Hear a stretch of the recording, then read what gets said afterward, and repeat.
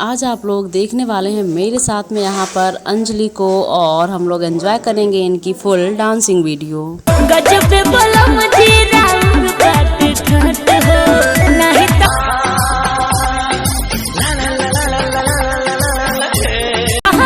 जैसन के मुंह में बात हो खाला नहीं। दोस्तों कैसी लग रही है आप लोगों को अंजलि की आज की ये डांसिंग, और साथ ही आप लोग बताएंगे कि इनका लुक आप लोगों को कैसा लगा। मेरी चाहत मेरी आरज़ू के लिए। तो दोस्तों क्या आप लोग इसी तरह के लुक पर अंजलि को और भी देखना चाहते हैं तो कमेंट कीजिए, और आज की ये वीडियो आप लोगों को कैसी लगी। राजा खाई